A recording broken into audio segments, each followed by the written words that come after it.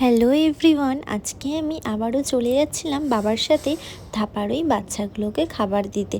আজকের ওয়েদারটা এত মেঘলা ছিল, তাই কতক্ষণে পৌঁছাবো ওটাই ভাবছিলাম, কারণ যদি বৃষ্টি চলে আসে একবার তাহলে তো বাচ্চাগুলোকে আর পাবো না।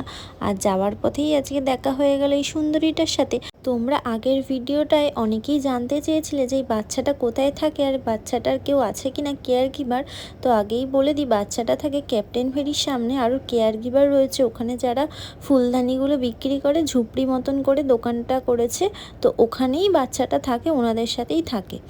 তারপর চলে এসেছি এই বাচ্চাগুলোকে খাবার দিতে। আর আজকে সাঁতারুকে দেখতে পাচ্ছিলাম না, তাই জিজ্ঞাসা করলাম সাঁতারু কোথায়। বাবা বলছে ও ঠিক চলে আসবে, একবার যখন আয় বলে ডেকেছে ও যেখানেই থাকুক চলে আসবে। তারপর দেখি সত্যিই যখন খাবার দেওয়া শুরু করেছে ও দৌড়াতে দৌড়াতে চলে এসছে। মানে ওরা কী করে যে বুঝতে পারে যে এই টাইমে খাবার দিতে এসছে, একবার তো আয় বলে ডাকে, আর সবাই তো থাকে এই প্রান্তে ওই প্রান্তে, কী করে বুঝতে পারে কে জানে, ওরা ঠিক বুঝতে পারে, ওই জন্যই চলে আসে।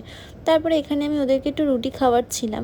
আজকে ওদের অনেক খাবার ছিল, কারণ ওরা তো একবেলাই খেতে পারে না, তো ওই জন্য আমি চেষ্টা করি যে একটু বেশি বেশি করেই খাবার দেওয়া, যাতে একবেলাই খাক আর যাই খাক পেটটা যেন ভর্তি থাকে, আবার সেই পরের দিন খেতে পাবে।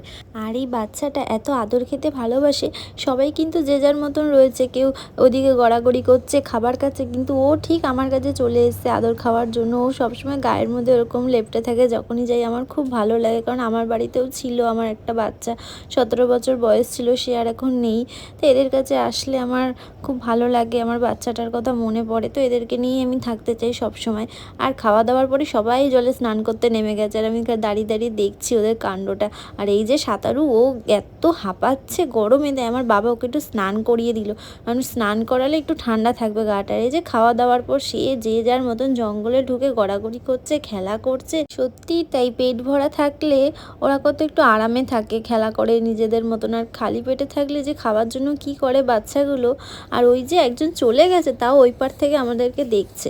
এখন যতদূর যাব ওরা আমাদের দেখতে থাকবে আর দৌড়াতে দৌড়াতে যাবে। তাই এই যে আমরা যাচ্ছি এখন, আর পেছন পেছন দৌড়াতে দৌড়াতে আসছে।